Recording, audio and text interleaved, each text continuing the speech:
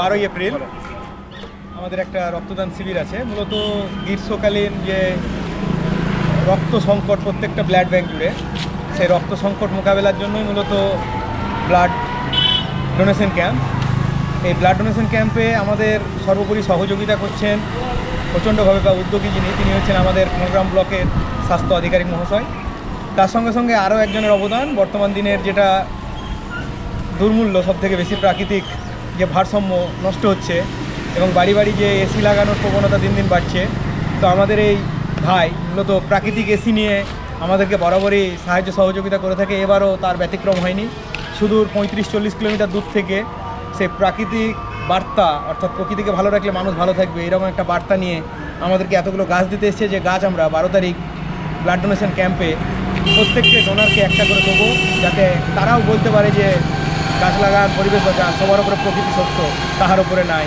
মূলত আমাদের এই উক্তিটি অর্ধেন্দুদার, যে উক্তিটাকে সামনে রেখে আমাদেরকে আগামী দিনে আরও এগোতে হবে। কারণ বাড়ি বাড়ি এসি একটা সময় পরে মানুষকে আরও বেশি ব্যতিব্যস্ত করবে, মানে বেশি বেশি হয়ে যাবে।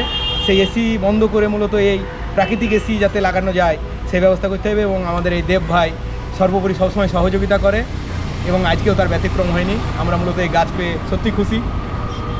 যাই হোক, আমাদের যে দাদার যে আয়োজন আগামী 12 তারিখ ক্যাম্প রয়েছে, ব্লাড ডোনেশন ক্যাম্প, যাই হোক আমার বিশেষ কারণে ওখানে আমি উপস্থিত থাকতে পারছি না।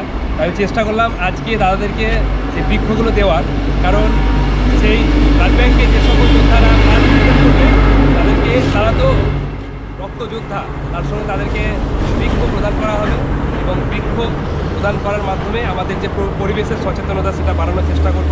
কারণ এই সবুজ বিপ্লব এটা আমাদের একা দ্বারা সম্ভব নয়, এটা সকলকে মিলে এবং সকলে অঙ্গাঙ্গিভাবে জড়িত হয়ে আমাদেরকে এই সবুজ বিপ্লবটাকে এগিয়ে নিয়ে যাওয়ার চেষ্টা করতে হবে। তাই চেষ্টা করব আমরা যাতে প্রত্যেকে সচেতন হয় এবং সচেতন থাকে প্রকৃতিকে রক্ষা করার জন্য। এবং এই বৃক্ষ, যেমন আমাদের লাল বিপ্লব রক্ত, এটা অনেক এখন বর্তমানে প্রচুর ক্রাইসিস, তার সঙ্গে এই দাদারা যেভাবে ব্লাড নিয়ে কাজ করছে এবং এই সংকটটাকে একটু হলেও কমানোর চেষ্টা করছে, সেরকমই আমাদের এই লাল যুদ্ধ এবং সবুজ যুদ্ধ, এই দুটোকে আমরা অঙ্গাঙ্গিভাবে নিয়ে আমরা এগিয়ে যাওয়ার চেষ্টা করব।